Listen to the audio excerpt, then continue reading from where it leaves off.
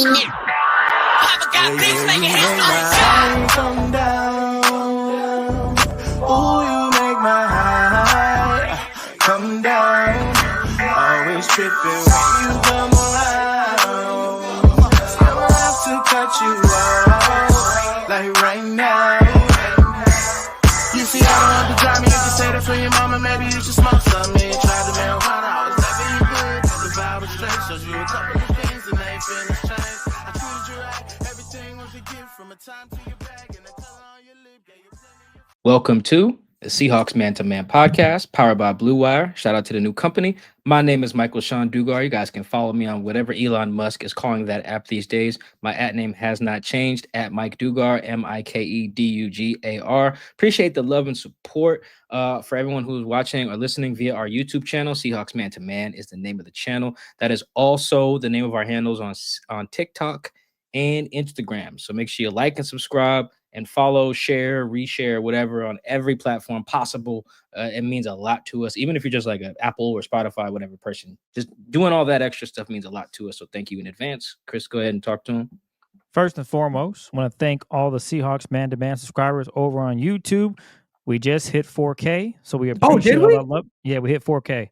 So I appreciate all of it. It didn't come as early as I wanted to. I wanted this 12 weeks ago, but it's not about when I want it. It's about when it happens. So thank you to all the listeners out there that said, you know what, Chris, you're right. We're still listening. Let me just go subscribe on YouTube.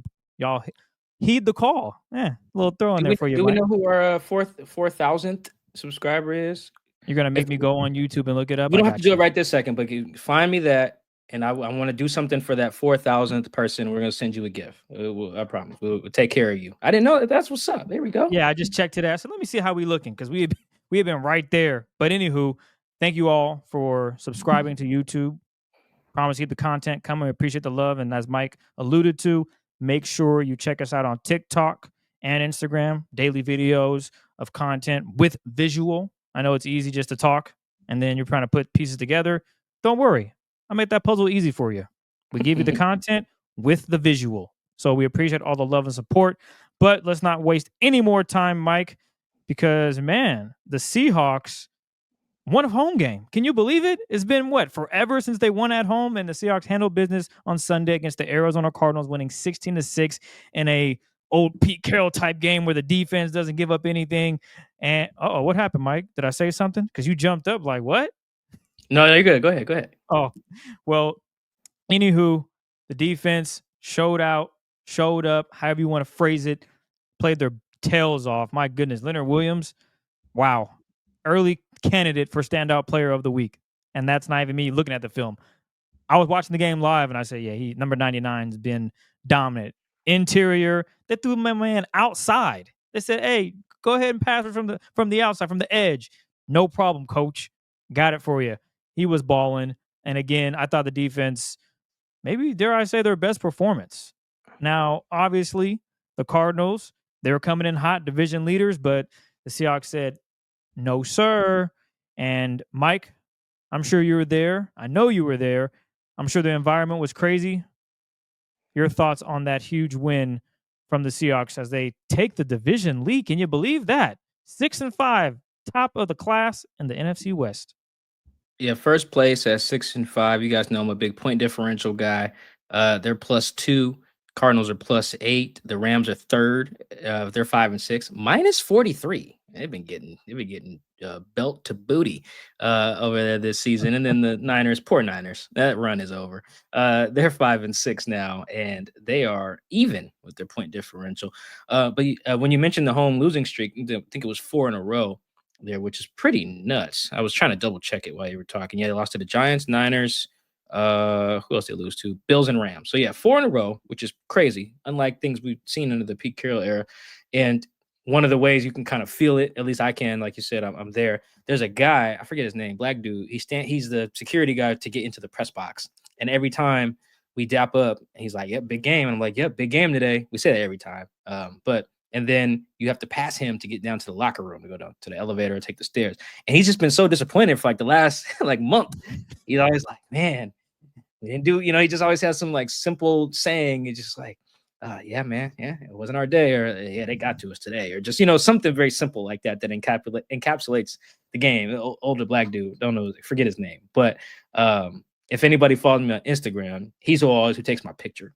That's that guy. So shout out to him. And today he was fired up today, and you could kind of feel the importance of winning at home. That was my like window into it. Obviously, I hear the crowd and everything, but just like that dude, he's every fan to me. When I walk in, he's hype. When I leave and they lose, he's pissed. Today I was leaving and my man was fired up. So much needed home win. It did feel a little old school Pete Carroll-y, like you mentioned, where the defense was balling. And when the defense is balling, obviously the offense, the fans make noise when the offense is rolling. That's always been the case this era, the previous era, although the offense hasn't been rolling at home these last few games. But when the defense is rocking, I do feel like even with the change in coaches, that's the side of the ball the fans go the most nuts for, like those third and whatevers. And like there was a bunch of third and longs today for the crowd to get hype on, and they really answered the call. I think one of the bigger differences, probably if I had to really think about it now for the first time ever, is that you can feel the anticipation of a big third down, like, oh, it's 3rd and 9, let's get loud. Whereas on offense, you don't really know when a big play is coming. You don't want to cheer ahead of time because you want to be quiet for the offense. So that kind of makes sense. But yeah, it was rocking in there. And like you mentioned, Leo was the star. And it feels like the defense, Chris, has turned a legit corner. And I don't remember how much we talked about the defense after the Rams game. I know I hadn't looked at the film of it yet, obviously. But after going back and looking at it when I came back from vacation, I actually saw a lot of good stuff, particularly in the run game. They really actually had a very, very good game until like the last drive. It was actually probably a frustrating result for them because they were doing good, and then like Reek doesn't end the game with a pick, and then he gets gamed for the win, so that sucked.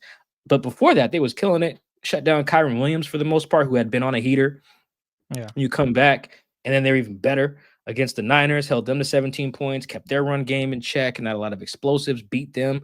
And then today, I wouldn't even say, dare I say, their best performance. This was easily their best defensive performance for me. The Cardinals were on a nice little streak here. The Cardinals got beat up on in Green Bay. I forget what week that was. And then they just kind of turned it on. Let's see, what week was that? That was week 6. They lost 34-13. And they went and beat the Chargers, beat the Dolphins, whipped on the Bears, and then whipped on the Jets. Now, those last two teams aren't worth much, but they were just playing really well. Kyler's playing his best ball, hadn't turned it over, hadn't taken a lot of sacks. James Conner was killing it. And literally everything the Cardinals are good at was shut down, with the exception of throwing it to Trey McBride. That was it. That was the one good thing they could do all game. Other than that, James Conner couldn't run it. Kyler was taking sacks. Kyler was making mistakes. He had only thrown 3 picks before today. I threw a bad one today on 4th down. The defense, Chris, it does seem like legit has found itself, and it's not prisoner of the moment. It really does feel like a corner has been turned, and that's why I bring up the Rams game, because now it really feels like a 3-week stretch in which they've done goal number 1, stop the run. Okay, you do that, everything else gets rocking, and you can kind of see how that's going to start affecting quarterbacks here, hopefully, going forward, because that's the one thing that was missing. And I do think, Chris, before we get into questions, speaking of Leo, and we can talk about his play, I think we got some questions about him, particularly if he can get some postseason accolades. But I thought what he said was very pertinent post game. I remember I did a mailbag coming out of the bye for The Athletic, and one of the questions was, who's my favorite interview? And I hadn't thought about that much, actually. And because a lot of the guys are gone. Shaquille Griffin was one of my guys, a great interview. Nico Thorpe was one of my guys. Quandre, great interview. KJ Bobby. I feel like I'm losing all my dudes that are good interviews. And then my answer, I believe, was Leonard. And I don't know Leonard very well. I've only been around him for a little bit, maybe like a year now at this point. But the reason I chose him, because he don't know how to lie for real. So, and he tells it like it is. And because he knows, like, he knows how to be truthful without throwing anybody under the bus. And he knows how to give praise where it's due. So in good times or bad, he's just brutally honest. And I really appreciate that. And I remember a couple of weeks ago, he was really brutally honest. I forget after which loss it was, but he was just like, we don't have the right attitude. We're not playing the right way, like up between the ears, and then today I feel like he spoke to what has been a very obvious change today. So here's Leonard when he was talking about the defense, particularly their attitude. And I believe this question is about not allowing the Cardinals to get into the end zone. Here's what Leonard had to say post-game today. I just feel that, like I said, that collectiveness, that cohesion just growing more and more on this defense. You could tell when you look each other in the eyes that it's like, okay, we got this. There was times in the beginning of the season I didn't feel that same thing when I would look at a teammate in his eyes. There's times where we were in a game and we're kind of down, and I would look someone in the eyes and they didn't have that same fight in them. And I feel like now we're on that track and it means more. Why do you think it changed? What was the impetus to get guys to change? I'm not sure exactly what it was that made it change, but like I said, it was like part of it was that leadership group meeting and saying that this is the playoffs, and I think like that made it like just crunch time for us. We just understood the urgency of getting the job done and just taking it week by week. I love that. And what he's talking about there with that conversation, that leadership group, is he's mentioned that coming out of the bye, a bunch of their leaders, won't say who the leadership group is, I think it's about 6 or 7 or 8 guys or whatever, they all got together and was like, yo, let's lock in. We're not out of it, but we have no margin for error. Let's go. It is go time. Every game is a playoff game. Let's lock in. And you can see Leo has seen a change in their defense in particular in that game. I think Jaron Reed, or since then, and then Jaron Reed kind of like invoked the Legion of Boom around that same time, like, yo, here's what accountability looks like. Here's how we practice, yada, yada, yada. I don't read too much into the Legion of Boom thing, but I do think what Leonard's talking about is real because, Chris, they're doing a lot of things that I do feel like are just reflective of attitude and want to. Like, what were the run game numbers today, man? It was a. You want to bring it up, Mike? I feel like we don't even need to go over that because it wasn't good. Or for the defense, excuse me. We can get to the Seahawks. We're going to get to the Seahawks run game. The mess that is.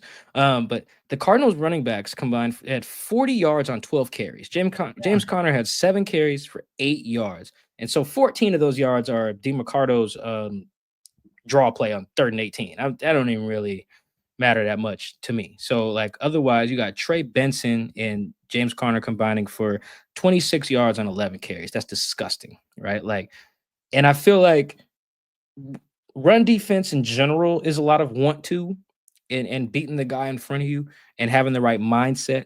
But in particular, I think against this Cardinals team, which is really like a gap running scheme team, which is a lot of like, we're just going to move you off the ball and be better than you versus like teams where they play that try to stretch them out and say, hey, we got better athletes than you, and we're going to hit these blocks like how the Falcons are trying to do or how the Niners are trying to do.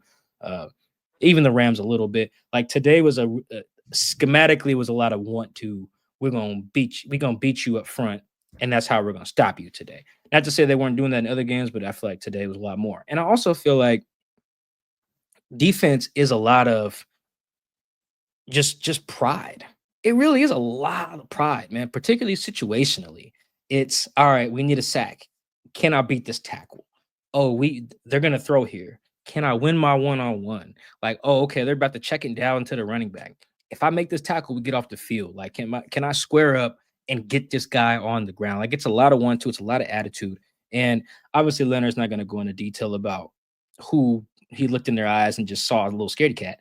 But the fact that he's the type of guy who's clearly brutally honest, Chris, it feels like that is everything for this defense right now. It is the attitude change. It is the mindset of, yo, like, we're that. Like, we're going to be the top dogs. That it obviously was missing before, but it's different if I say it's missing or you say it's missing versus obviously Leo saying it was missing. Him being able to look in some guys' eyes, and he used the example of like an adverse situation, like if there's a special teams fumble or Geno throws a pick, and now they got to go on the field, in a short yardage situation or backed up. Like, that's where you really learned about your defense and your guys, and that's what was there in the beginning. Against Denver, against New England, against Miami, and then it just went away. And now that is back. And more than any schematics or any lineup changes, which I do think matter, that seems like the biggest change in this defense right now is like, we want this. We being them, I don't want nothing. Football looks like it hurts. I ain't out there. But they want this. And I feel like if they can harness that, it just leads to good habits. It leads to tackling. It leads to winning your one-on-ones. Obviously, there's some talent involved in that, of course. Duh. But, Chris, that feels like the biggest change on defense is that attitude, that pride, that back against the wall kind of urgency that Leonard spoke to. You can see it. You can see it in the run game. You can see it in coverage on people that aren't tight ends. Because, oh my God, Trey McBride looked like Gronk today. But I really feel like when people, if you're wondering, okay, what the hell? How we change our defense? Is it just Ernest? Is it just Coby? Are the guys just playing better? It's all of those things, but I think the number one thing is that attitude, because that is, there's no such thing as a great defense that doesn't have attitude. It really is, because you got to be a little crazy to play defense. Leonard Williams had a great quote today. Hold on, let me see if I can find it. He said, I think he said something to the effect of, defense is all about crashing out.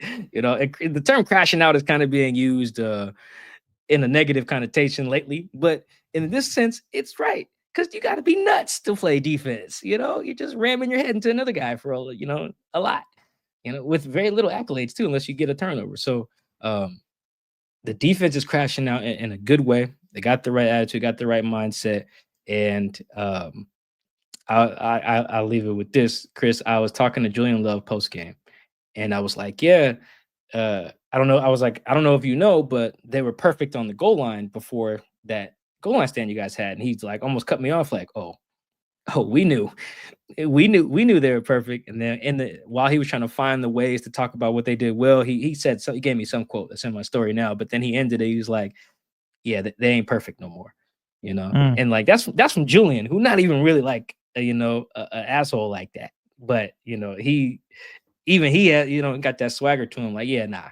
we knew what that little funky little record was, and we shut that down, so I do think that is we'll get into some other schematic stuff too, certain players, Coby, Leo, and all that, but Chris, it feel like that's what Mike Macdonald has helped unlocking these guys, and I do think the players have played a big role in that. Obviously, like Leo mentioned, like guys just taking pride in being like, we ain't gonna get whooped today.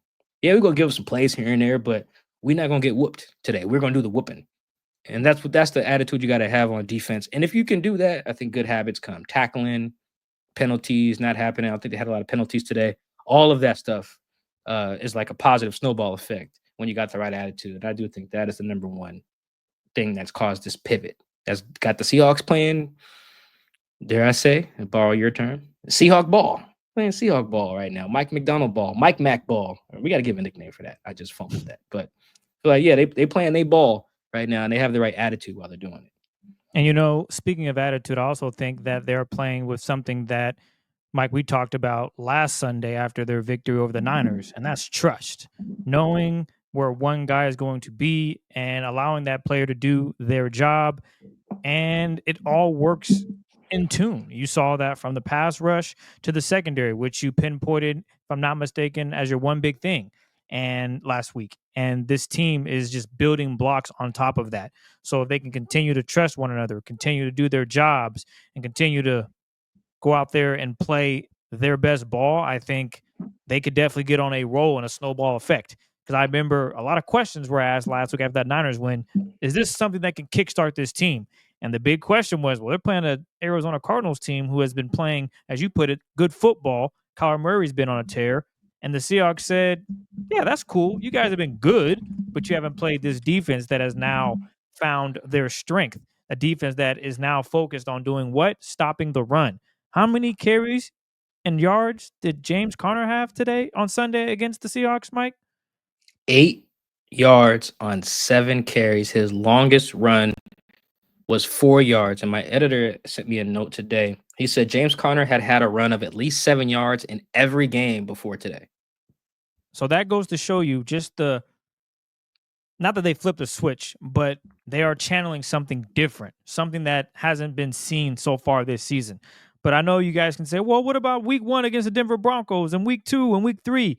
That was a still early young team trying to find out their identity and figure out where they want to be as a defensive, which is physical. And you see it now. You see Leonard Williams, when they pull a guard, him smacking the guard, crashing out, as Leonard alluded to, crashing out, taking on a guard, and then wrapping up the ball carrier for no gain, or not getting out of position when they run a stretch play or a simple ISO where, okay, we got to move the D line, allow our linebackers to go and make plays, and or Byron Murphy and company are just relentless at the point of attack and getting after the ball carrier. You saw that. So I'm not surprised by Mike reading me the stats. I saw with my eyes. Every time they had a good run, guess what happened? There was a hold because those defensive tackles said, I'm not going to let John Smith here stop me from getting to the football. And you know what happens? That yellow flag comes flying in. Back. So this could be a snowball effect. There are more concerns, obviously, but I'll say this. For me, it's not the defense. The defense has been pretty darn good these past few weeks, and they're only going to get tested even more. But for right now, as it stands, you just take what they did against the Cardinals and say, okay, cool, held them to 6 points. They didn't score a touchdown. All right, this is a team that has been scoring all over the league, Averaging Seattle, 23 points coming into this game. been scoring all over the place, and went up against the Seahawks defense that it reminded me of that. Remember the Titans scene during that halftime speech, I believe, in the championship game, where they were just getting ran all over. And the D coordinator came in there and said, if they gain another yard, I'm pulling you. I don't care if you're a starter, whatever the case may be. I'm paraphrasing here. His biggest point was, if they keep doing this, you're not going to play. I'm going to put 11 guys out there that are determined to stop this offense. And that's where the Seahawks are channeling right now. They're channeling this offense is not gaining another yard. That's not happening. And you see that on the field. And you see it at the end of the game. 16-6. Didn't give up a touchdown. Great defense. But Mike, I know we got a bunch of Twitter questions. Are you ready to get to those? Yes. Although one quick thing, because you just sparked this with me real quick, is they're also trusting Mike McDonald. And I think that's how you can, because I know they've believed this all the way, and they've said it, is that they know if they can get teams in some obvious passing situations, they have a psycho defensive coordinator who knows how to dial it up. And you could even see it. That's how they know, like, okay, we trust if we just do our part, Mike will put us all in position to make a play at some point. And you can kind of see he's putting everybody in position to make a play. Everybody gets their blitz. Everybody gets their one-on-one. Everybody gets their, time to shine if you can get enough opportunities. You see it with Tyrese Knight today. I mean, I think the second play of the game is a simulated pressure that gets Boye at one-on-one. Not even one-on-one, Mike. He just beats him. Oh, that's right. He's free. He's free. Dude don't even know what to do. They just Right. freak out, and he calls a cover. I don't know if Kyler Murray signaled to block right or whatever the case may be, but Boye is just running butt naked. Like, oh my gosh, what's up? And there's a lot of faith in Mike McDonald's ability to do that if they can handle their business, if they can earn the right to rush the passer by stopping the run, right? So they knew, like, all right, if we do our part, if we have enough pride and want to just whip the guy in front of us on early downs, Coach McDonald will put us in position to get busy. And that's all. That trust has always been there, but now you're really seeing it. Like, you're seeing proof of concept, which is important. You got to see it. You can't just talk about it Monday through Saturday. It's got to show up. I do think when you talk about trust, I'm glad you brought that up. That is clearly what's happening right now. Beyond the X's and O's, it is just a lot of, if we just do our part on first and second down, our psycho defensive coordinator will unleash us on third and whatever, whether it's giving us a one-on-one in coverage, giving us a blitz, giving us a one-on-one with the slide protection so we can get the tackle one-on-one and get busy. Like, he's just going to do it. And I think that trust is really key so far too. Devin Witherspoon talked about that. He was like, coach is in his bag right now. He's dialing it up, and he only gets a chance to really dial it up for real when they're ahead of the sticks, which they've been a lot in the last couple of weeks. All right. Well, we got a few questions to get to, so let's get rolling. Ryan King, 702. 2 questions. What would an extension for Ernest Jones look like? Best guess. Number 2, Coby Bryant, starter, safety, long-term. Thoughts on that? He seems to have found some chemistry with Love, and as you guys have noticed, he is making plays. We'll do the Ernest one real quick because we have a lot of time to talk off-season stuff. But I looked it up briefly. I think the top 10, like the person who's 10th in inside linebacker bread right now is about $10 million a year. Forget who it is, but that's probably like the floor at this point because Ernest is a pretty young dude. I think Chris looked it up earlier. What is he, like 25? And yes, I think 25. He just turned 25 like yesterday, right? Or like 2 days ago. It was just his birthday. I'm pretty sure either yesterday or Friday or whatever. So that's probably the floor. I don't think Ernest is playing at a point where you got to be like reset market guy, which is Roquan at about 20 mil. And even Patrick Queen, I think coming off a second team all pro season, looks like he makes 13.6 million a year, which is like fine. I feel like that's probably where you want to be. See, Ernest he just had his birthday on the 22nd. Was that Friday? So yeah, I think that's probably where you want to be, maybe in the 10 to 14, 15 million range. That's got to continue though. It's got to, I just feel like you're probably going to get him anywhere from the sixth highest paid inside line, anywhere from the fifth to about the 10th. That would be my guess. The fifth right now, 1, 2, 3, 4, 5. The fifth is Patrick Queen at 13.6 million. So probably somewhere in that range, I would guess, if he keeps playing well, though. This is a pretty still small sample, but it's trending in the right direction. He's a young player. They didn't give up as much as they did to get like Leonard or who else like Jamal, some guys where it's like, oh, we traded a lot, so now we got to pay you.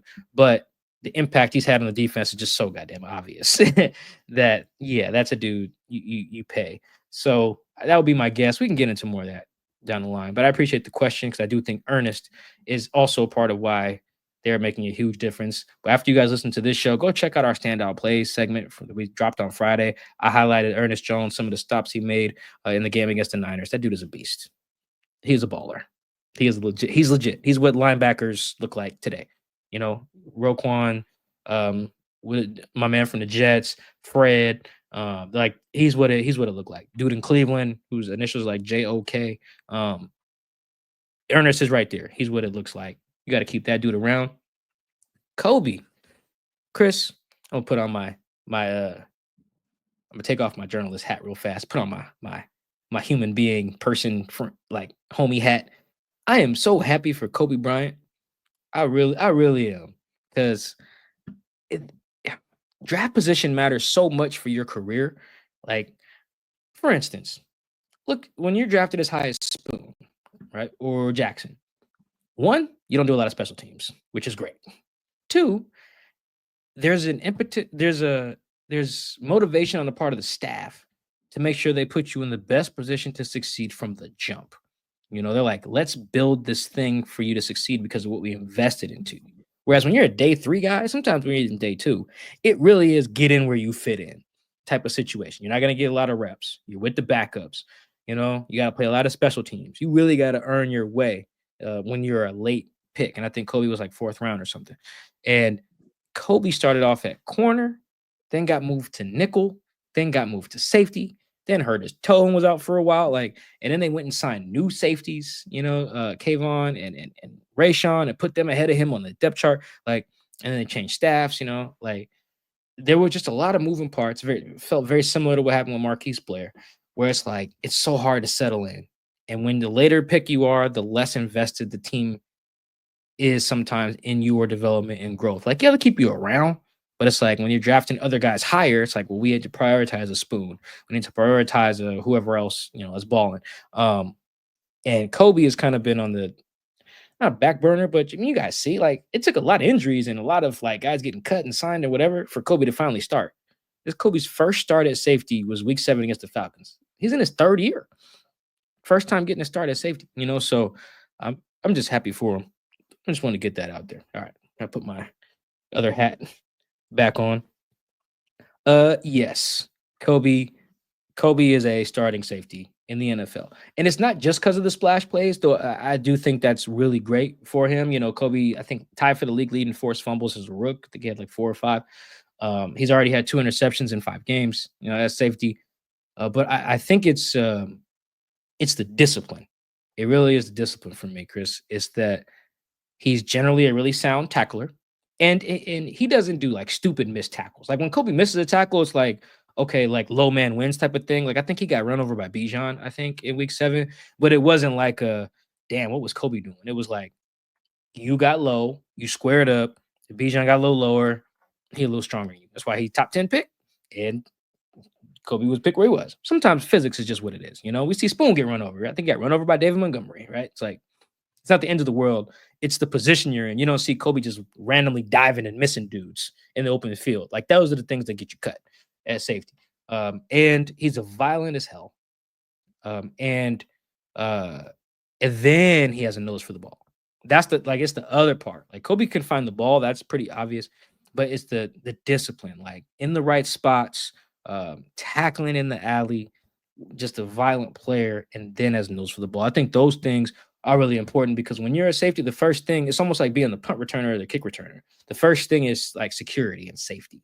No pun intended. But it really is. It's like punt returner's first job before you can think you Devin Hester 2.0 is catch the rock. You can't catch the rock, you're fired.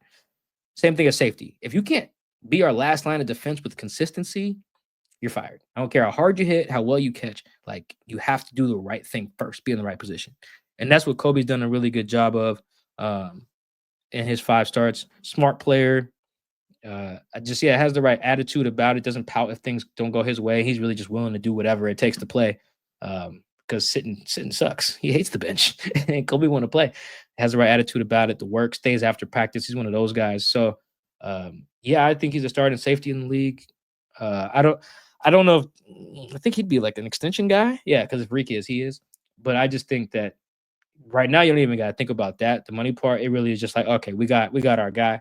And I think that's huge. And I'm really happy for him. I really am. Because like moving these young guys around sometimes early in their career can really kill them. So when they finally settle in, like Quandre did after he got moved around in Detroit, and like Julian did after he got moved around in New York, it's when those guys find their spots, they can really turn into ball players. And that's what Coby is showing that he is.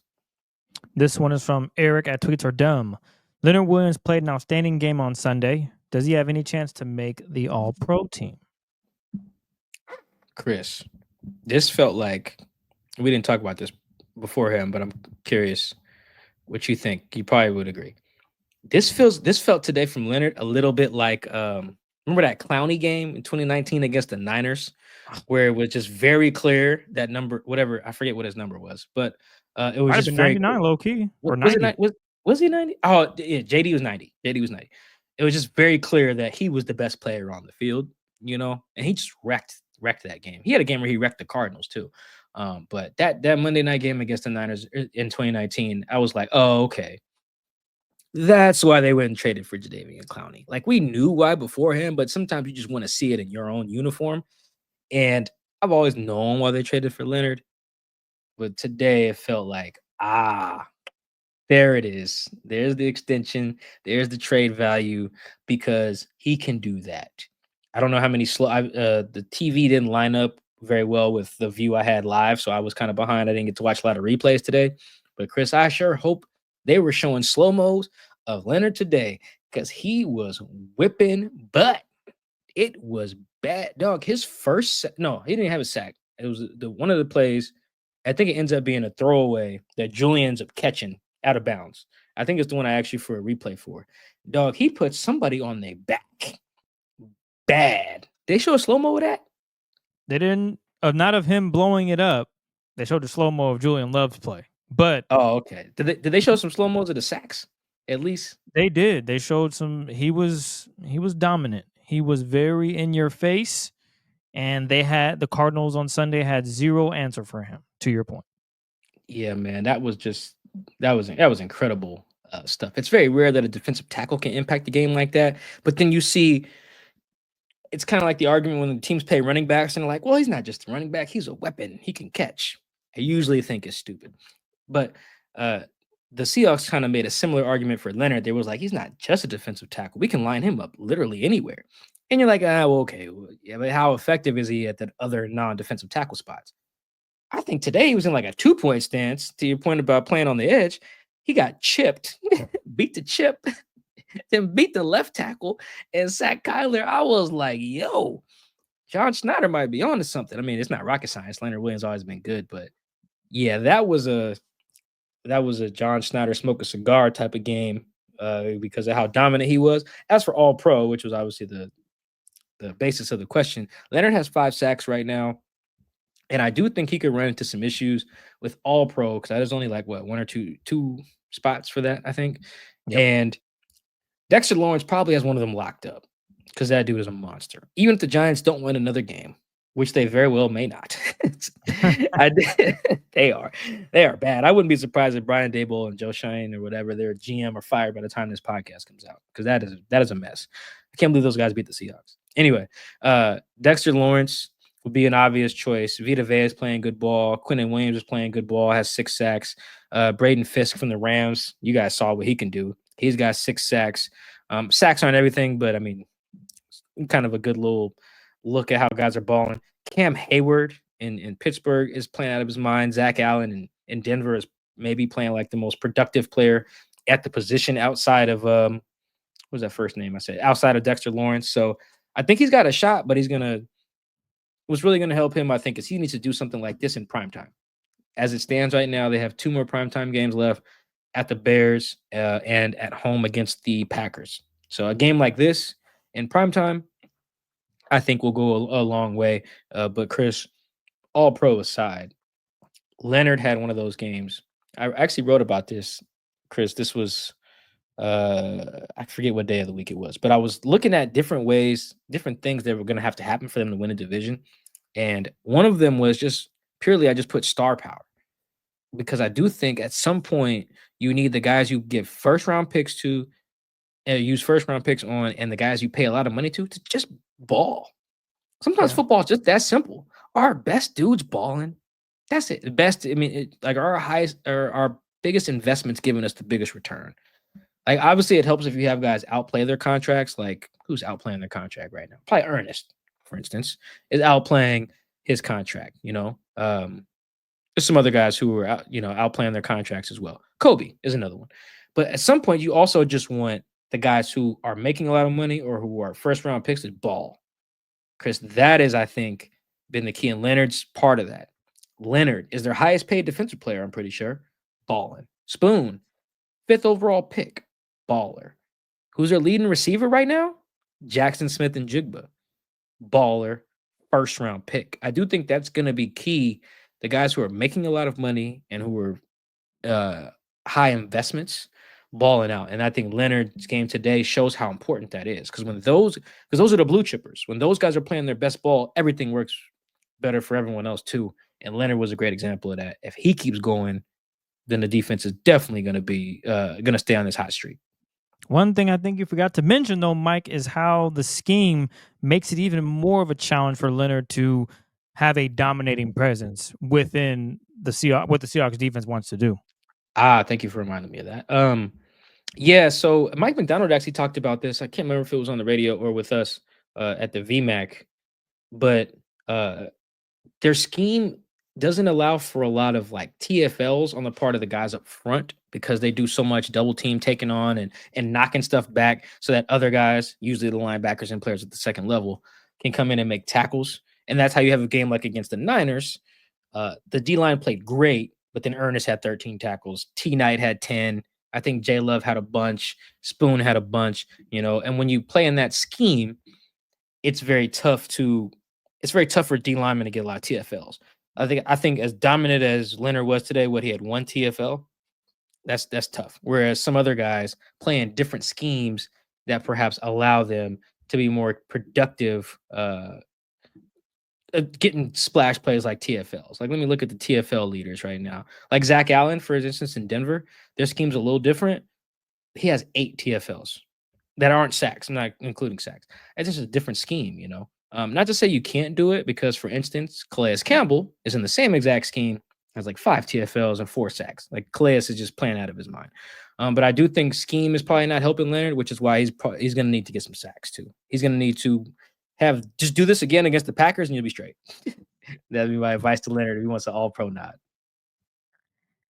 This is from Jeffy Rocket. I was surprised to see Kyler not scramble as much. Was that because of something the Seahawks did schematically? Yeah, I don't know how much they talked about this on TV, but there was pretty decent discipline by the Seahawks edge. They got out a little bit, but they also did a good job with their scramble rules. In terms of like, all right, who can go take a shot at Kyler and who needs to stay in coverage? Because that's really important too. Like, if guys get to pointing and taking their shot when they're not supposed to, then Kyler just launches it over your head or he checks it down to Trey McBride or James Conner, and you can get cooked. And I thought they were really good just with discipline. And everyone tries to do that with Kyler. They try to do it with Josh Allen. They try to do it with Lamar. But I think it's most important with Kyler to get that interior pressure, and then your edge is just be disciplined. Like, he's going to come to you. Like, he's going to try to scramble. And yes, I think it was just discipline. A lot of understanding the rush plan of being like, yo, if I'm D Hall, I'm Draymond Jones. Like, be careful with my angles. Like, don't get too far afield, depending on what this rush call is. Like, I thought they did a really good job being consistent in that. He got out a few times and got out on the goal line. But then even when he got out, Kyler was still looking to throw and didn't have a lot of obvious options. Like I thought one time, this is an example of when that goes wrong. He scrambled in the first half and he ends up completing a ball, I want to say to Marvin Harrison Jr. And it's because Spoon ends up like just guarding the wrong guy. He just leaves Marvin. And then he points at someone else to go get him and he just leaves him. It ends up being a completion over his head.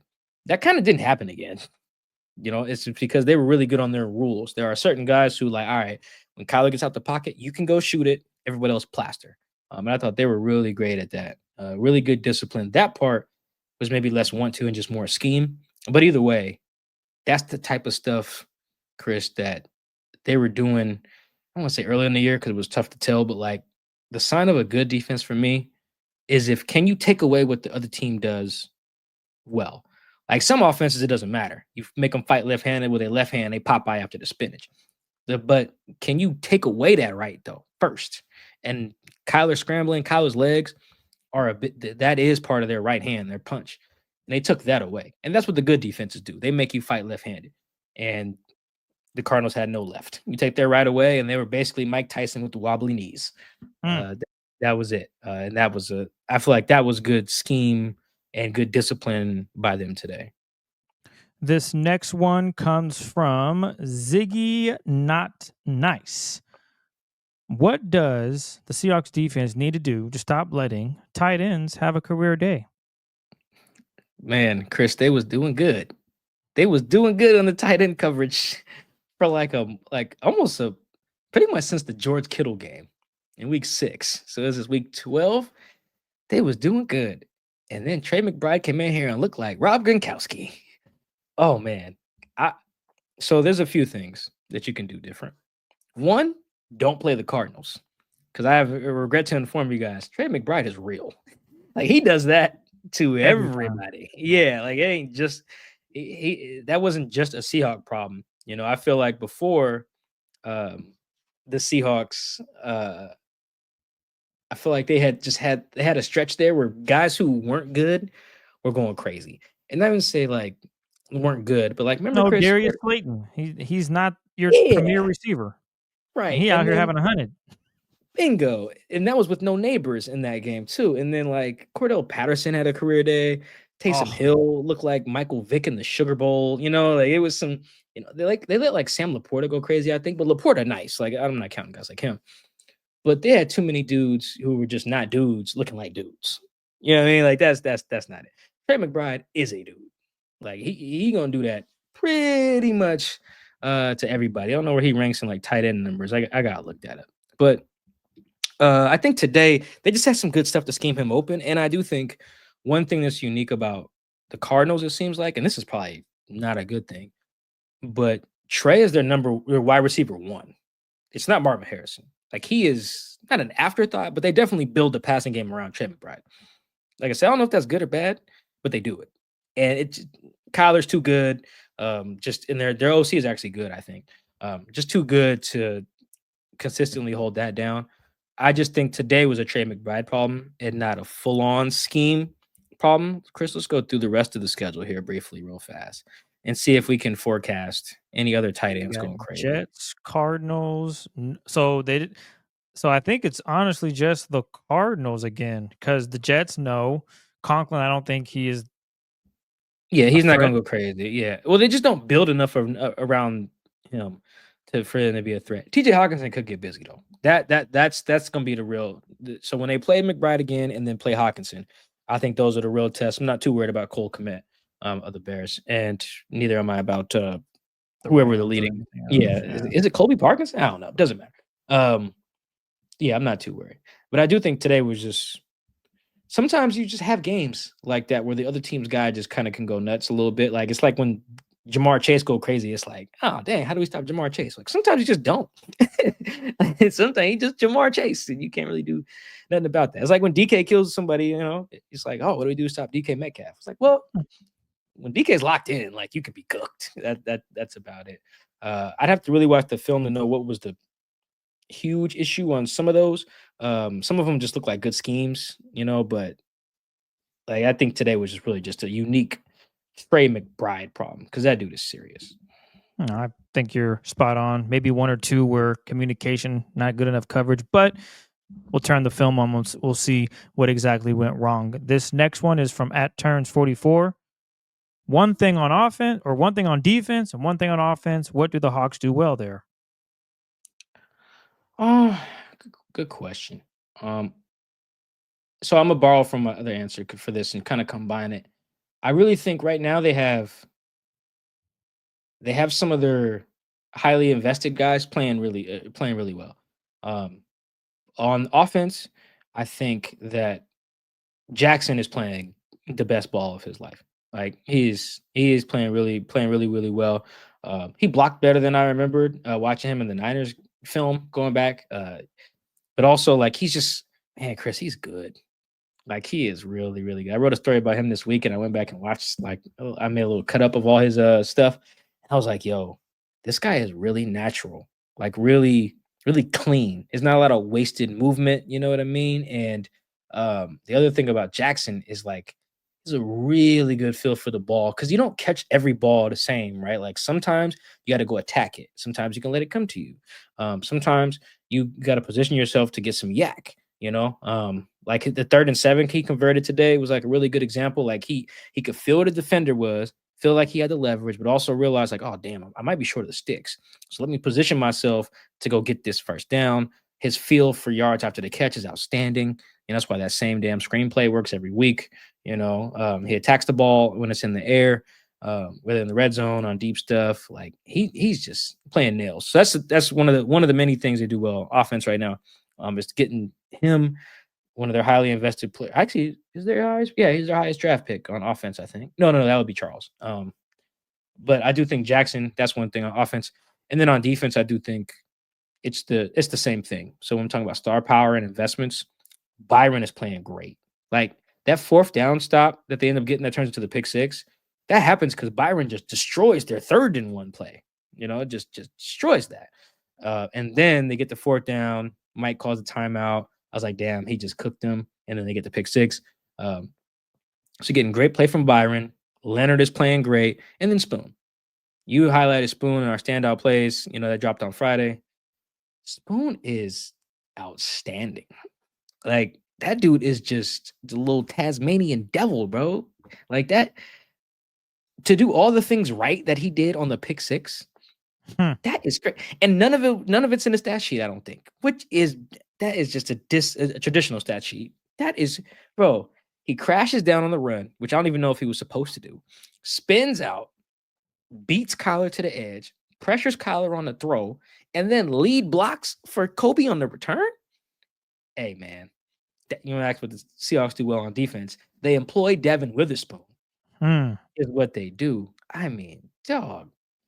I hope they show the slow-mo of that today. Because Chris, that might have been for a play that doesn't get. I don't even know if he got credited with anything on that play. That might have been one of the best plays I've seen, considering all the different ways he impacted that being a touchdown. Like that was freaking incredible. He might need to be your standout plays again. Yeah, that was crazy. He went one way, smashed the other, then was like, "Oh shoot, I got more work to do. Job's not finished." Who said that? Oh, what's his face? Oh my gosh, who said that? Coby. We ain't Coby done Bryant. yet. Oh, that's No, Marcus Peters. Marcus Peters. that whole possession, we ain't done yet. That's what he just was proving on the field. We ain't done yet. Oh, we got interception. We ain't done yet. And that's how he plays the game. We ain't done yet. Till that clock is triple whatever zeros, he just plays 110%. As you said, Tasmanian devil. The guy gives it his all. And on that play, I don't think he left anything in the tank. I'm sure he was getting oxygen after that play. They didn't show him getting oxygen, but I can only imagine he was probably over there, dapping everybody up and just need a little air. So that would, bro, because I have to go back and watch the film of it to be sure. But like, he probably has contained on that. Like, he's probably not supposed to crash down on the run. Then imagine if he doesn't. Well, he shoots a shot, I think I'm projecting here, but it looks like he shoots his shot and then is half wrong and then pulls back and then catches. You know how fast Kyler Murray is? And he's out He's leveraged and fast. then beats him to the edge to force him to like. And then now the Seahawks have what 3 defensive touchdowns this year, I think. D Hall, Rayshawn, and Kobe. Spoon's been the lead blocker on 2 of them. He sprung D Hall. He sprung Kobe's getting caught if Spoon doesn't lay that block. By the way, he's getting caught. He's getting hawked down by James Conner. And that was crazy. Spoon is not playing like his dog. He had a run stop today where he's getting held and still stops the run for no gain. I'm like, bro, what? At 185 pounds, whatever he weighs, man, like that dude is special, man. That's what they do well on defense. They employ Devin Witherspoon. I wish other teams probably wish they could do the same damn thing. Speaking of JSN, should the Seahawks get him involved in more of those jet sweeps? You only saw one on Sunday against the Niners, but is that something the Seahawks should try to implement more of, or is he fine where he's at, Mike? I'm sure you want a ton of jet sweeps every week. No. Whoa. Don't just because I like a little fancy running and he can make I don't mind it. I don't mind that they didn't do it today. He was fine through the air. But since you asked, I mean, why not? It wouldn't hurt them. You know what I did like? I think this play ran for 6 yards. They brought DK in motion and had him be like the lead blocker outside, even though Kim went inside. I don't know if he was supposed to follow DK. You remember that play? This was a run play? Yeah, it was a run play. DK came in motion, and when he crossed the right tight end, Geno snapped it, and he was, in theory, the lead blocker. I said, do that every play. Oh, was that like a little toss type joint? No, maybe it was a toss, and he went inside. But I do know DK was. Oh, I know what player you're talking about. Yes, yeah, I know what player you're talking about. Yeah, I think Ken went the wrong way. Okay, so we saw the same thing, but in my head, I'm thinking, okay, do more of that. I'm not sure how successful that'll be because it doesn't matter if you throw it outside and a D lineman's inside already as soon as Ken catches the football. But I like that style. But back to JSN, sure. If they want to give him more touches on the ground, I'm fine with it. But I think he is more of a threat out of the slot. Put him in the Y spot, put him in the X, put him anywhere on the field. He seems to be fine. So if that's something that Grubb wants to do, I'm okay with it. You know what I think? I'm with you. You know what I think would be really helpful though too is to maybe put it on tape one more. Because once you put it on tape, teams got to respect it. You know, even if it doesn't work. But like, even if you don't do it. Yes. Well, yeah. Like even if you just put him in the motion, but I specifically mean like handing it to him. Like I think it was Cooper Kupp ran it in the Super Bowl. I want to say that they won. Yeah, like a little jet sweep action on a 4th down. I want to say. And I believe the Bengals have run that with Chase, and then the Cowboys I know run it with CeeDee Lamb. The thing that's so cool about when you do that with guys like that is that it can open up other stuff. You know, like now maybe you can get the edge out too wide, and then Geno can do something with it, and it sets up something else or whatever. And I really think it's helpful in short yardage because, as I'm sure we'll get to with some questions about the run game, the Seahawks are having some problems. They're having some problems running the rock. They're having their problems running it whenever the down and distance is, but particularly short yardage, I feel like they took some steps back after I thought they made some strides in the Niners game. But yeah, I just think, I'm sure jet sweep, screen, whatever. I think, Chris, me and you, we are a reflection of what America should be, you know, and I say that to say we disagree vehemently. I think that's how you say that on screens. We do. However, we can recognize and reach a compromise that the JSN screen game is worth doing. That is where we can agree. We recognize we aren't red state, blue state, but we can agree on that. We have found a common ground for the betterment. I don't know if betterment's a word, but for the betterment of the program. It is, even though we disagree, we are on different ends of the spectrum. We can work together to acknowledge that a JSN screen is okay. It's okay for everyone. It was okay with Shane Waldron. It's okay with Grubb. Clearly, the common denominator is Jackson. He is the guy. Only run screens to him. Not Ken, because that don't be working all the time. Not Tyler, even though that kind of worked today. Not Noah, not DK. Just Jackson. Run them to Jackson Smith and Jigba. That's America right there. Is agreeing that Jackson Smith and Jigba screenplays are good. So you answered 2 questions within one, because we had a question from a listener saying, "Oh, Mike, did you enjoy those screens to JSN?" And Mike just answered There that we go. perfectly. And you guys see my little headliner. Y'all saw them screens though? Effective. I don't care if it's that tunnel screen. I don't even know what it's called, but you know what? It reminds me of a tunnel. So I'm sticking with tunnel screen. It's money. It'll work for Ken. Just draw it up a little differently. I know Mike's like, no, it will never work. Hey, Mhm. Grubb, throw a little different dressing on that bad boy. You don't have to always use ranch. Try something different and it'll work. Okay. So we'll see how this plays out. But yes, they ran that, I want to say, 3 or 4 times on Sunday against the Cardinals. It was just the last 2 were tipped by the defenders because obviously they were reading it, but it's a solid play. I think they should continue to try to run it. And hell, dare I say, give it to the big man, 6'4", running 4.2. No. See, you're doing too much. Doing too much. Hey, No.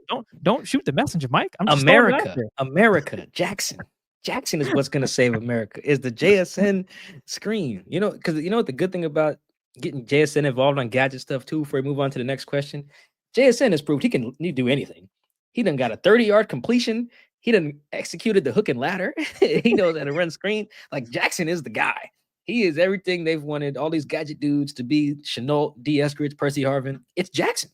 And he can throw. It's like that scene in Friday Night Lights when Booby throw the pass in practice, and his I think it's his dad or his uncle's in the stands, and he's like, and he can pass. Yes, that's we're watching Jackson. Jackson is American. Good. God bless Jackson Smith and Jigba, man. That dude he's a baller. Baller indeed. This next one is from Axo MTG. What do the Seahawks need to do to get the run going? Feels like the missing piece. You got darn right it's the missing piece. Chris, this is the negative part of the show. This is the negative part of the show. Can we critique Grubb for a second? Because me and you both saw the same thing watching this game live, and I'm glad you mentioned that Mark Sanchez, who was calling the game, did as well. I thought this was a perfect example of not having an identity off. Well, maybe you have one, but it's the wrong one on offense, and it's the ability to. This is what Pete Carroll was always big on. Like, you want to be able to have the run game when you need it. And there was a couple drives there in the second half when it was so blatantly obvious that is when they should have tried to lean on the Cardinals, put together like a 5-minute, 6-minute drive, 8 or 9, 10 plays, and really just wear them down. Chris, let's go through this. So after Coby's, I think it's Coby's pick 6. Let me make sure I got these timestamps right. So yeah, Coby's pick 6, and then yeah, you got the Coby pick 6. They're up 13-3. The very next drive, Leonard goes nuts, sacks Kyler Murray on 3rd down, right? Cool. So now the offense is getting it back. Yeah, 10-point lead. It's like midway through the 3rd, like it's like under 5 minutes left. And I'm thinking, I think I even hit my editor. I was like, yo, this would be the time to like really lean on these guys. Like, this is it. You have a lead in the second half. You're not down 17 or whatever, like you have been in the past. Under center or shotgun, I don't care.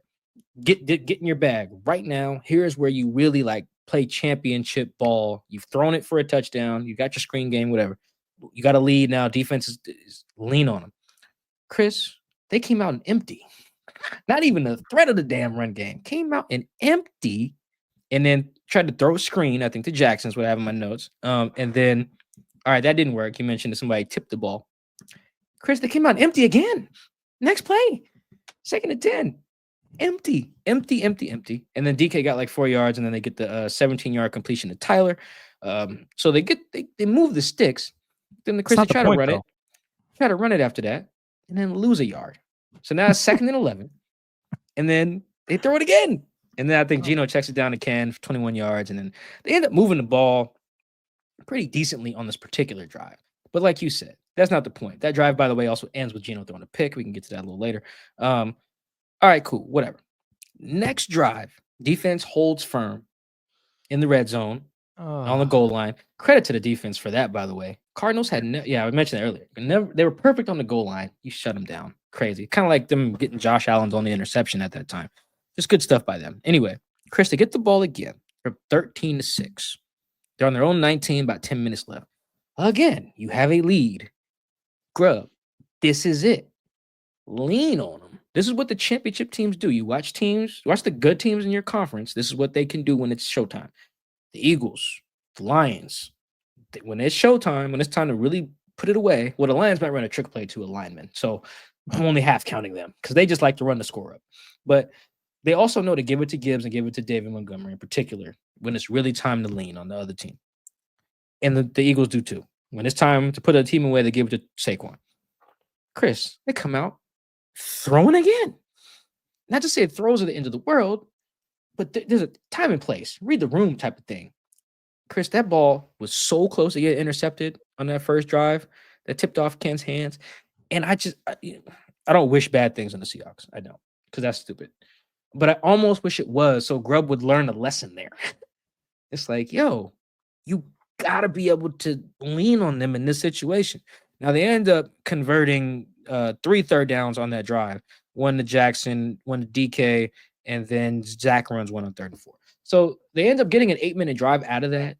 So I don't feel like totally just picking on Grubb. But Chris, it really felt like those 2 drives right there were what's currently wrong with the offense. It's not just because they didn't have a bunch of penalties. They had some earlier, but on these particular drives, they were clean. It was really just, no, Jake got called for holding on one of them. But generally, it really just felt like the sequencing and the lack of the mindset was not there. The mindset was not, let's read the room, lean on these guys, really put this away. It was, let's run some quick game right fast. For what? Why? Why are you in a rush? And it felt like that's what's wrong with the offense right now. We can get to some scheme stuff too, but I really feel like in real time, it felt like, dog, what the hell is Grubb doing right now? It feels like he back in the Pac-12. This ain't that. You gotta lean on the defensive line at some point. Lean on the other team to really be that physical team you say you want to be. Mike, to me, it just signaled he don't trust it. He's done. He's had enough. This goes back to, I think, a point you made maybe 2 pods ago. You said, Chris, I run it on first down, we get 1 yard. You think I'll run it again? And he's seen that week after week. So at this point, he's like, yeah, we got a 10-point lead. But to my point, when it's game time, you want to put the ball in your best player's hand. And right now, it's Geno Smith. So you say, I know we'd want to run the football here and chew that clock. We got 10 minutes, we're up. But my gosh, if I give the ball to Ken and he goes for 1 yard, I can't run it again.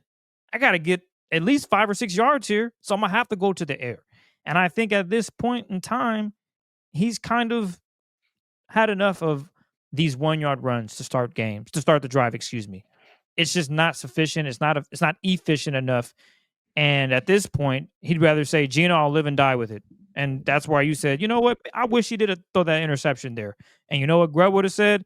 I got to make a better play call, or we just need Gino and Ken to be on the same page.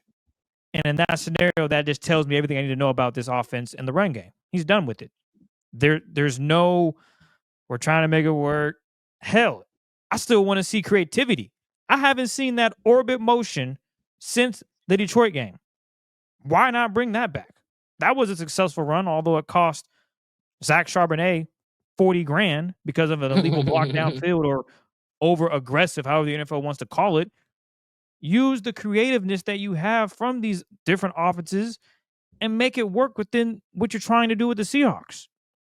I don't see why that has to stop.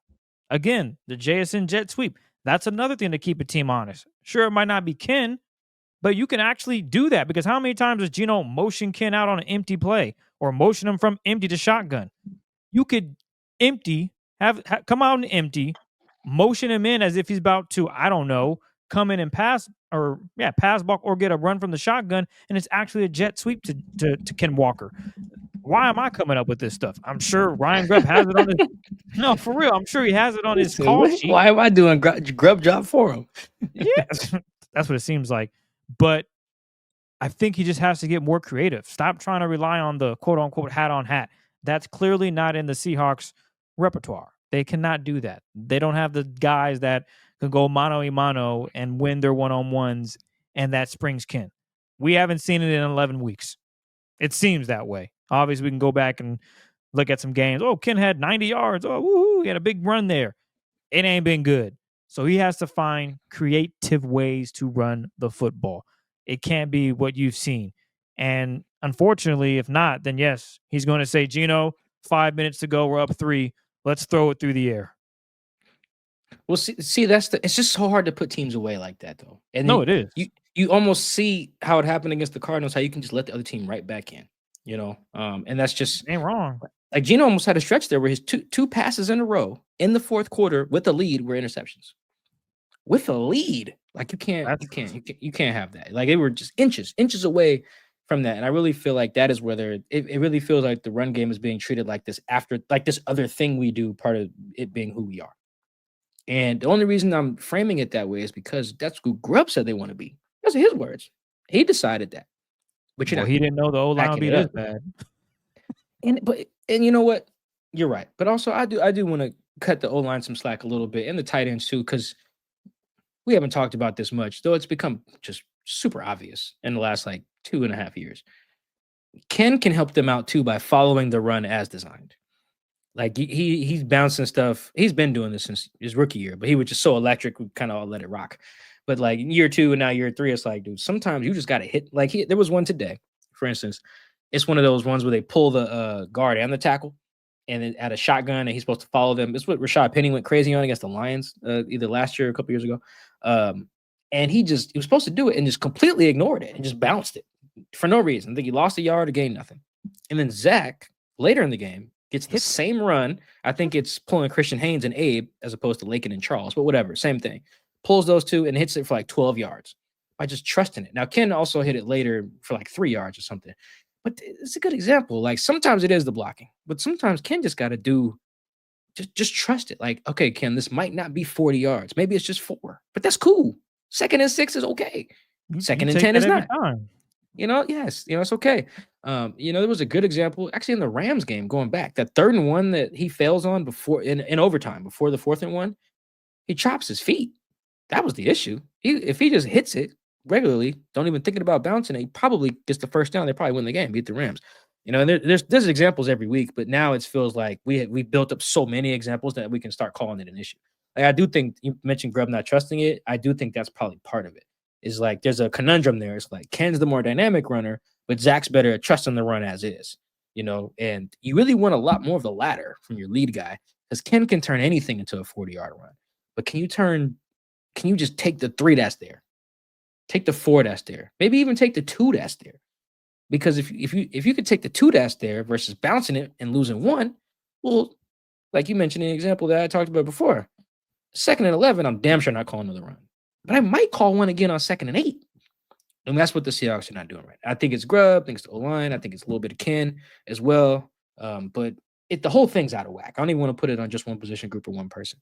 But they have to fix that, because unless you're up 50 points, it's just going to be hard to put the good teams away. There are going to be times where your defense is not playing well, and you're going to need, okay, hey guys, we need like a 5-minute drive right here. Let's give our guys a break. Let's let Mac McDonald talk to them, get some adjustments. Let's put together a drive right fast. Even if we don't score, let's just possess the ball. If you come out and throw screens on first down every time, you're cooked. So I do think that is, if there's anything to be really upset about after a win like this, it's that, because it's not just today. They really have a mindset issue in the run game, and that is how you end up going home really early, even if you make the playoffs at all. This next one comes from my boy Mike Davis out there in Sin City. Is it possible for the offense to take a major step in the right direction, similar to what the defense did? And if so, what's it going to take? Yeah, it's the mindset change, like we were just talking about. And I don't really know how that's going to have to work. I don't know. Maybe like Jay Reed invoked the Legion of Boom. Maybe, I don't know. Maybe Marshawn comes to give him a speech or something. I'm not sure.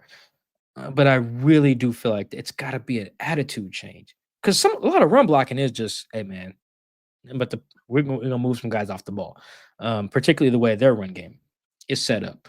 It's not even about whether it's shotgun or under center, whether it's Ken or whether it's Zach. Like some of it really is just like an attitude. A lot of run game is an attitude.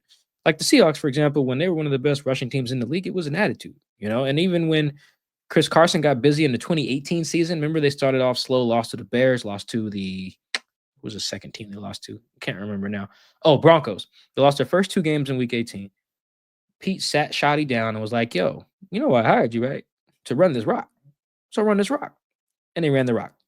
And then they're the best rushing team in the league, them and the Ravens, for the rest of the season. So it really was an attitude change. Shoddy had to change how he was approaching it.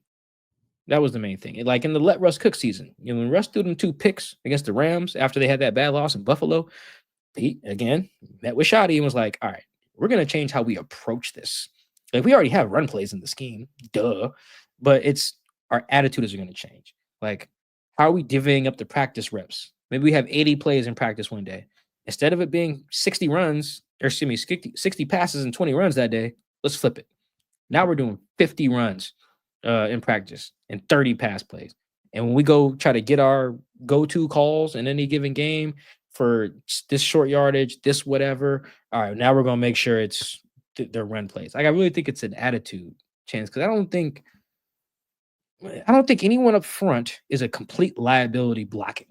I really don't think everyone just stinks at run blocking. There are a lot of guys on their offensive line and in tight end room and receiver room that are good blockers. I think Charles is a good run blocker. Abe's a good run blocker. Olu's a decent run blocker. DK is a good run blocker. AJ Barner's a good blocker. Farrell Brown's a little hit and miss. But in the whole unit just don't stink, So I really think it is mostly an attitude and a mindset change. You got to really want to be a good run team to actually be a good run team. Right now, I just think they want to just not be one-dimensional, which I do think is different, It's a difference between like watching the Lions and watching the Seahawks. It ain't just because their running backs are better. It's because they know that that's part of their attitude as an offense. This is from Holly. Do you think the Hawks will be able to ride this momentum the rest of the season? I don't know if we talked about this, Chris. Are you a momentum guy? Do you believe momentum is real? I do, actually. You can just feel it, to be honest, because I'll use an example from my standpoint. We play flag football on the weekends, on Saturdays. And when you're down a point or two and you get one stop, the offense just starts flowing, especially when you play from defense to offense. You just got a big interception. You just got a big bat down. The confidence builds up. You go and score. Okay, can you do it again? Week to week is tough because obviously you're not in that environment anymore. The game is over. You're moving on to the next thing. These guys are going to put this behind them probably tonight, if not going into tomorrow. But 2 straight wins, one on the road against an opponent that has been killing them for years. And then they play an opponent who they've had their number on for the past, 2-3 years? They're 6-0 against the Cardinals. And now they're going up against a team that they only see a couple times every other year, and they're down in the dumps. So their momentum is saying, yeah, they should go out there and have a great game. But it's not like those guys don't get paid too. So you ask, do I think it carries? I do. But at some point, it's also just got to be a mentality thing. Yeah, you won 2 in a row, but what does that really mean? Why not win 3 in a row? Why not finish the season undefeated? But that's just a mentality. And the players are going to tell you, oh, yeah, we feel the momentum. And can you see it on the field? I think it's just one of those tricky things where, yeah, it can work and, yeah, it can't work. But for me, when I feel momentum, I feel like everything I touch is just golden. The ball's thrown at me, I'm going to catch it. The ball's a little overthrown, I'm going to make a play. These are just things that I imagine the same for those players. They just feel that every time they step on the field, they're going to do their part in their job. Spoon is a great example. Spoon on everything, he'll give up a touchdown. And you know what he doesn't do? Give up touchdowns. Spoon on everything, he going to miss a tackle. You know it rarely happens, even though this year he struggled more so in this regard, missing tackles. Even when he does miss a tackle, you know what he does? He gets up immediately and chases down the ball carrier. He doesn't give up. It's literally a mentality thing. So I would say it's more, yeah, it's momentum, but I think it's double M, mentality and that. So I do think momentum is real, particularly in game. I do think it's much stronger in game than week to week, particularly in football, because there are so many. Football is so situational, and the being in the different arenas and the different crowds and the different moments, it's a lot harder to carry from week to week. Like as good as Kobe felt when he grabbed his crotch and crossed that goal line, that it's hard to carry that 7 days later in New York. That's just or Jersey, whatever. That is tough.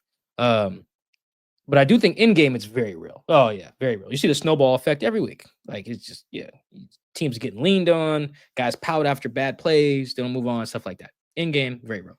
I do think week to week, tough, very tough to carry. And we see that every week too, where teams look like they're on a heater or they play one way one week and then they just wet the bed or a team looks terrible and then goes nuts, and plays inspired ball. I thought I think the Ravens defense this year was a good example. Jamar Chase just whipped their butt. I think it was like on Thursday, and they just locked in and just shut Russell Wilson and them down. However many days later, Cowboys flipped their defense around briefly on Sunday. After being awful, they kind of turned it around against the Commandos.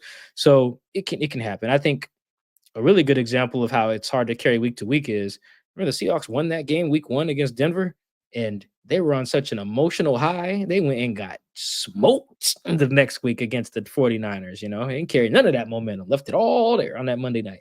So I do think it's too hard week to week. There's too much stuff that goes on, too many people involved, too many moving parts, coaches, players, fans, refs to really carry that week to week. In game, though, I do think it's very, very, very, very real. So to answer Holly's question, a long-winded way, no, I do not think that anything that happened the last 2 weeks necessarily has to matter for the going forward.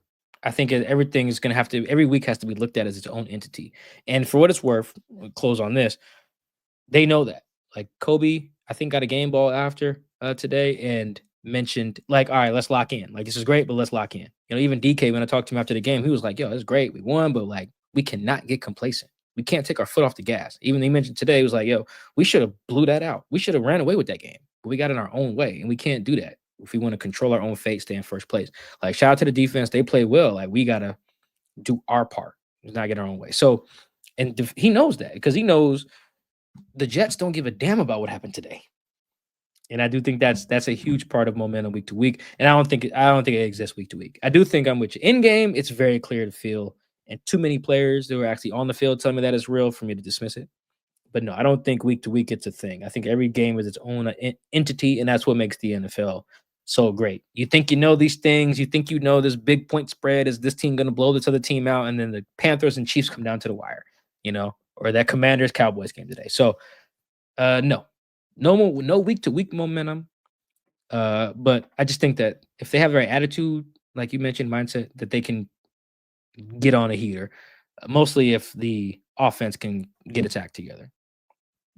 This is from Awkward Kong. How much of what we see in division is something that can be copied for the future?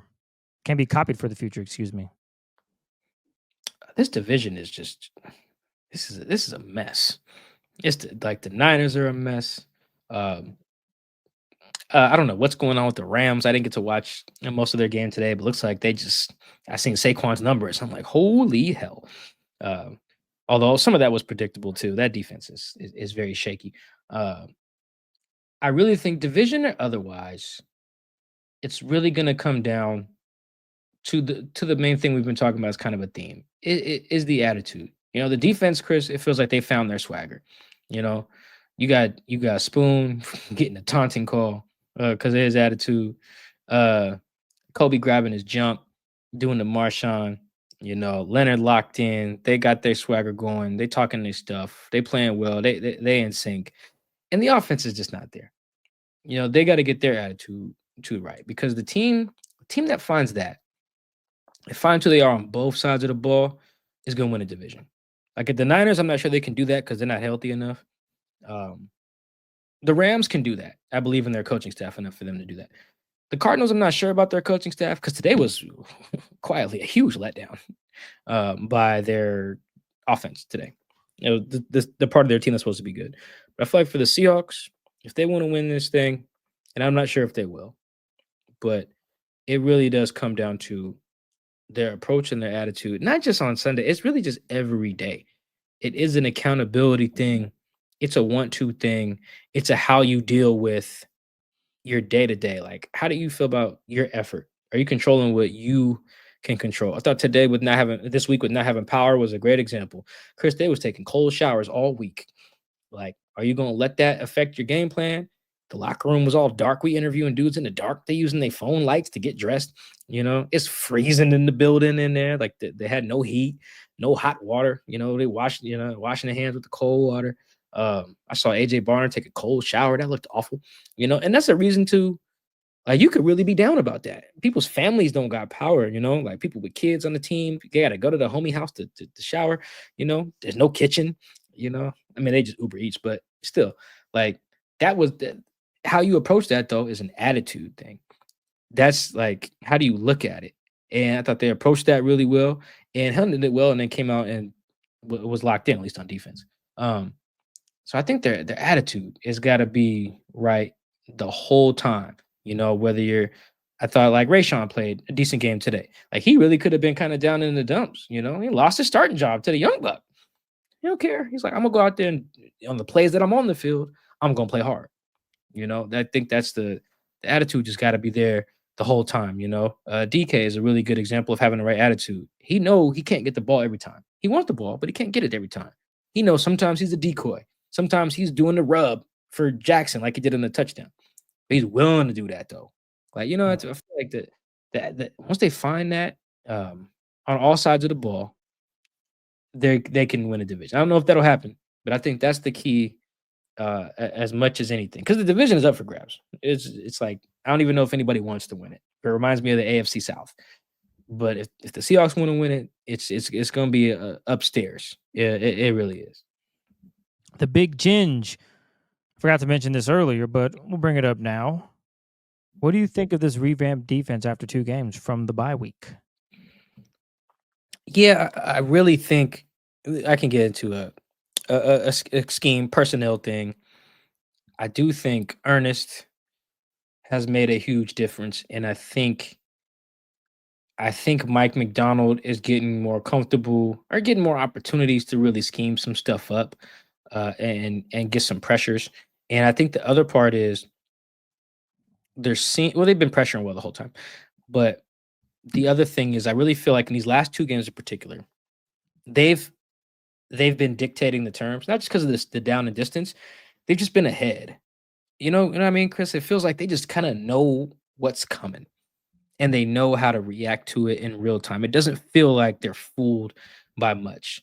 And these are 2 teams, maybe not the Cardinals as much, but the Niners in particular had fooled them quite a bit. Like even if you look at the Rams game, it didn't look as much as the Rams fooled them. They made some really good plays. Like the game winner is a perfect example. Well, actually, Reek had bad eyes on that. But also that was a great throw and a great catch by DeMarcus Robinson on the game winner. Like it just feels like they're ready for everything that the opponent is going to throw at them.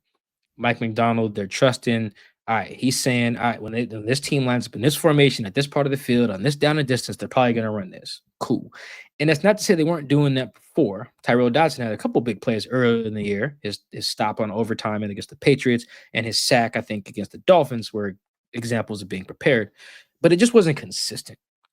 And the division games are what's really going to define that for me because these coaches have been kicking their butt in the division. So I really feel like they're scheming well, they're game planning well, they're winning on Monday through Saturday right now, at least the last couple games. And that is something we hadn't seen in the division for quite some time. It felt like they were chasing Kyle Shanahan and Sean McVay. And now it feels like they are keeping pace with them or even ahead of them in some regards when it comes to play calling, game planning, scheming. And that is refreshing. And then today they just whipped up on that Cardinals OC. But today was them knowing what's coming too. So yeah, I think that's to get into maybe a schemey type of view on it on top of the attitude. That's really stood out to me. Mike McDonald is winning the game plan matchups, the play call matchups, and it's making all the difference right now. This one comes from YesKR1. Should the Seahawks draft the quarterback and have him sit behind Geno, or draft one and start him? I mean, yeah, you should always draft a quarterback. They're too valuable. But I just can't get on board with it being a priority, like a first round pick type thing. I just can't. I especially since I mean, you guys see there are a lot of QB needy teams out there, man. The Browns need a guy. I don't know. I shouldn't name them first, maybe after Jameis. But they need a guy. Saints need a guy. Raiders need a guy. Panthers, I think, need a guy, but if you want to debate me, it's fine. Titans need a guy. Giants need a guy real bad. So a lot of teams, the Rams need a successor for Stafford. It's a lot of teams. So I think they just have other needs. Chris, I think we're going to get real close to at some point John Snyder doing what we've been joking about for years, where the entire draft he takes his old lineman. Like he ends up with like 10 picks and takes like 8 linemen. I just feel like he's going to do it eventually. He's going to do it one of these days. Today wasn't like awful protection day. Some of this was on Geno, but it still wasn't. It wasn't great. So no, I wouldn't take a guy. Maybe like This next one is from Davo. Has Geno considered a sports psychologist? It must be frustrating to keep throwing these end zone interceptions. No one close, no pressure.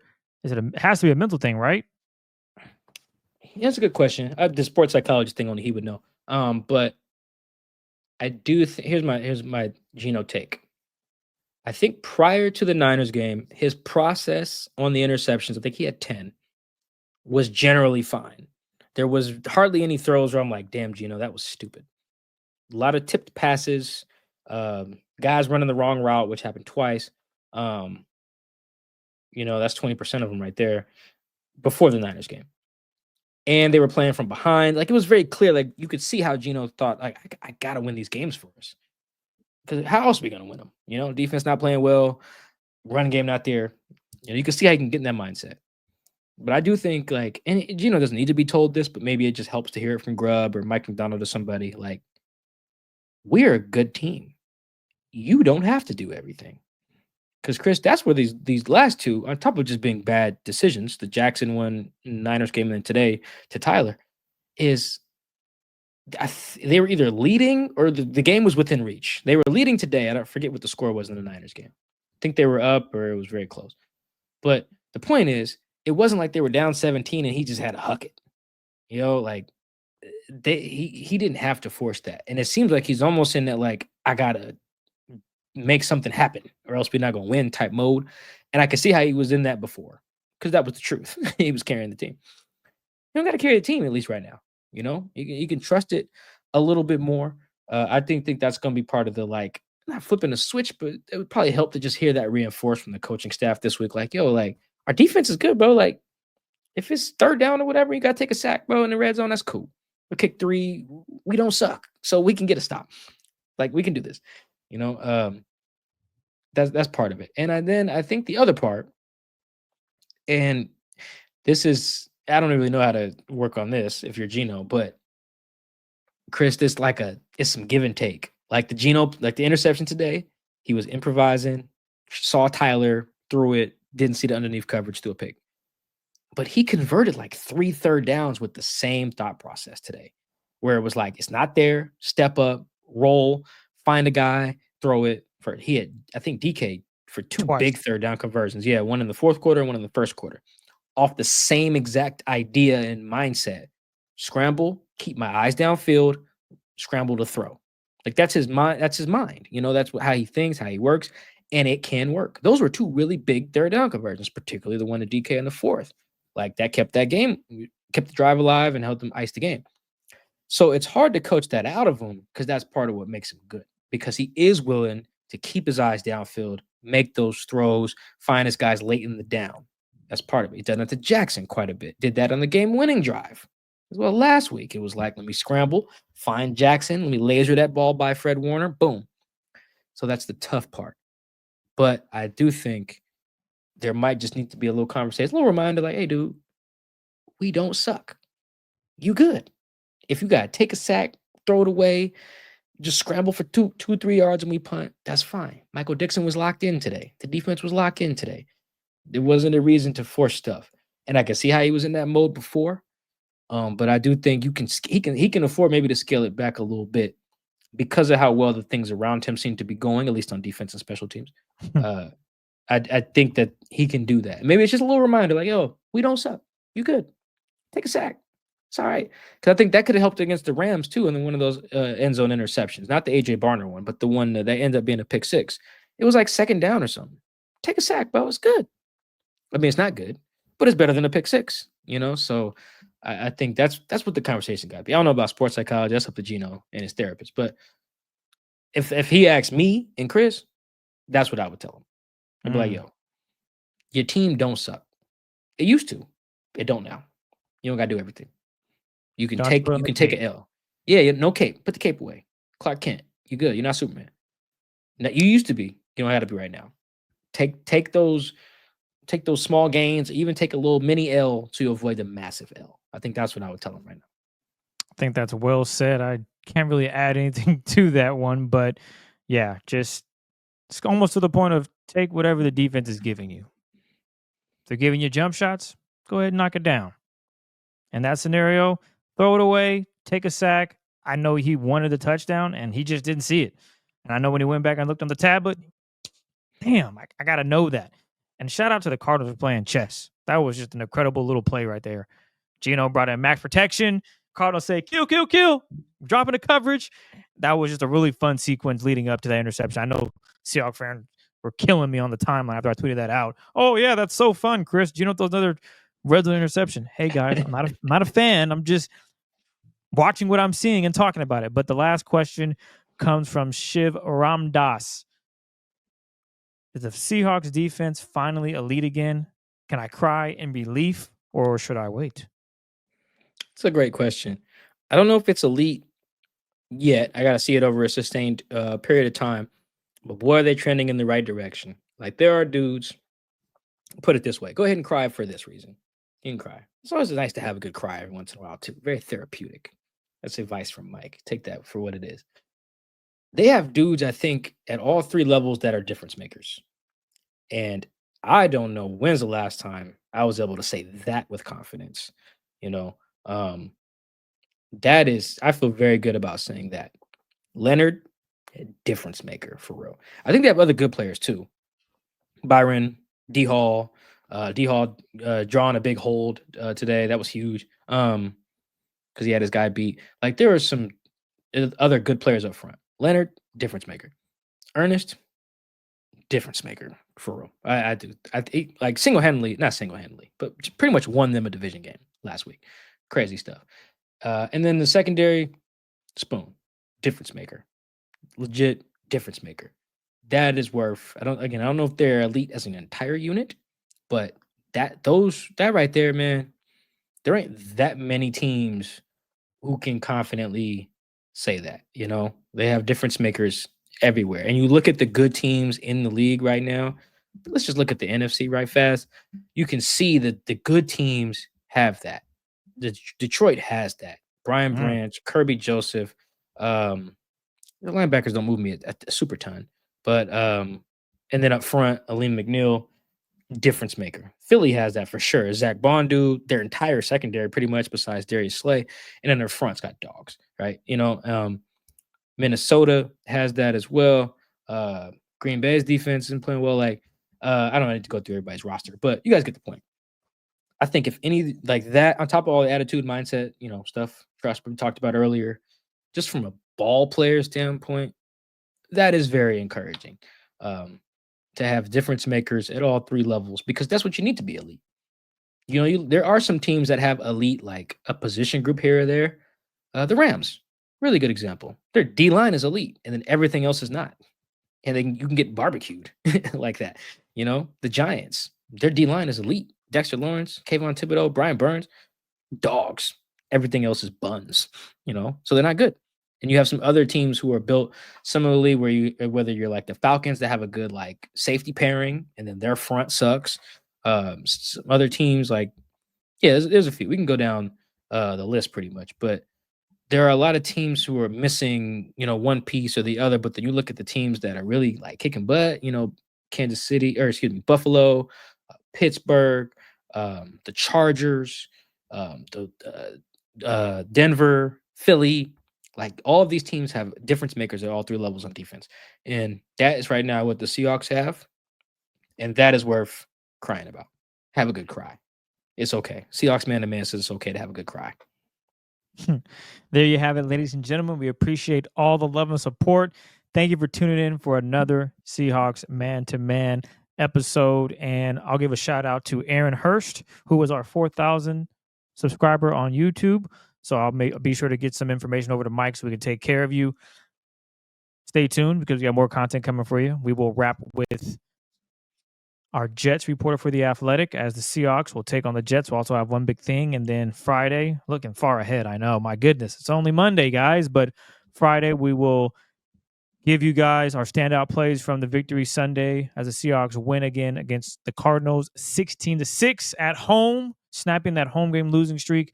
And then, as I mentioned, they'll head on the road and take on the New York Jets, who, man, if you can stick a fork in somebody, do it to them because they are just not a good football team at this point. They're done. But Mike, is there anything you'd like to add before we get out of here? Two things. Hopefully, if you listen to this, you have power. If not, I hope it comes back pretty soon. I realize there's some people who still don't have it. That stinks.